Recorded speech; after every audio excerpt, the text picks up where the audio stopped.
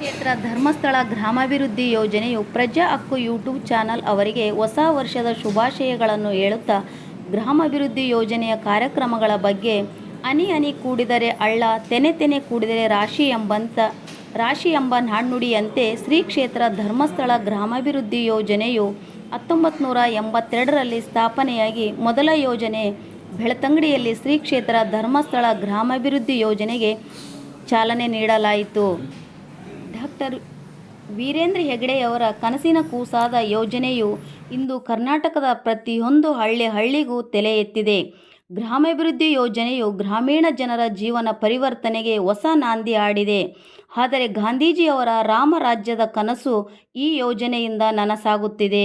ಶ್ರೀ ಕ್ಷೇತ್ರ ಧರ್ಮಸ್ಥಳ ಯೋಜನೆಯ ಉದ್ದೇಶಗಳು: ಸಂಘಟನೆ ಮತ್ತು ಉಳಿತಾಯ, ದುರ್ಬಲ ವರ್ಗದ ಮಹಿಳೆಯರಿಗೆ ಆರ್ಥಿಕ ಸ್ವಾವಲಂಬನೆ, ಒಕ್ಕೂಟಗಳ ರಚನೆಯಲ್ಲಿ ಸಂಘಗಳ ಗುಣಮಟ್ಟದ ನಿರ್ವಹಣೆ ಹಾಗೂ ಸರ್ಕಾರಿ ಯೋಜನೆಯ ಸೌಲಭ್ಯಗಳನ್ನು ಒದಗಿಸುವುದು, ಹಿಡುವಳಿ ಯೋಜನೆ, ಕೆರೆಗಳ ಅಭಿವೃದ್ಧಿಯಲ್ಲಿ ಗ್ರಾಮೀಣ ಜನರ ಜೀವನವು ಸಂಪೂರ್ಣವಾಗಿ ಕೆರೆಗಳ ಮೇಲೆ ಅವಲಂಬಿತವಾಗಿದೆ, ಕೃಷಿ ತರಬೇತಿಯಲ್ಲಿ ವಿವಿಧ ಸ್ವ-ಉದ್ಯೋಗಿಗಳಿಗೆ ತರಬೇತಿ ನೀಡುವುದು, ನಿರ್ಗತಿಕರಿಗೆ ಮಾಸಾಶನ ಕಾರ್ಯಕ್ರಮ, ಸಮುದಾಯ ಅಭಿವೃದ್ಧಿ ಕಾರ್ಯಕ್ರಮದಲ್ಲಿ ದೇವಸ್ಥಾನಗಳ ಅಭಿವೃದ್ಧಿ ಮತ್ತು ಹಾಲು ಉತ್ಪಾದಕ ಘಟಕಗಳಿಗೆ ಹಲವು ಯೋಜನೆಗಳು ಹೊಂದಿವೆ. ಈ ಎಲ್ಲ ಅಭಿವೃದ್ಧಿ ಯೋಜನೆಯ ಜೊತೆಗೆ ಗ್ರಾಮಾಭಿವೃದ್ಧಿ ಯೋಜನೆಯು ದೊಡ್ಡ ಕಾರ್ಯಕರ್ತರ ಪಡೆಯನ್ನೇ ಹೊಂದಿದೆ. ಈಗಿನ ಪ್ರಸ್ತುತ 3,850 ಕಾರ್ಯಕರ್ತರನ್ನು ಮತ್ತು 1,38,500 ಕುಟುಂಬಗಳಿಗೆ ಈ ಯೋಜನೆಯ ಸೇವೆ ಒದಗಿಸಿದ ಹಿರಿಮೆ ಈ ಯೋಜನೆಗೆ ಸಲ್ಲುತ್ತದೆ.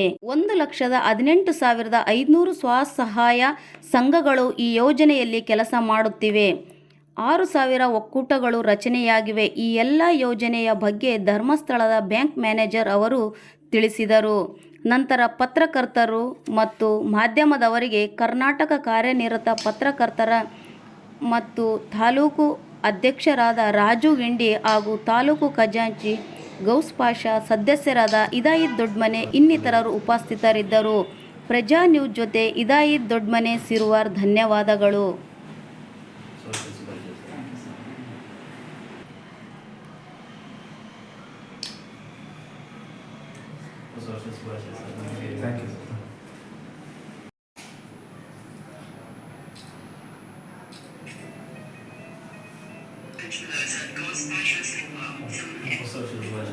Sempre,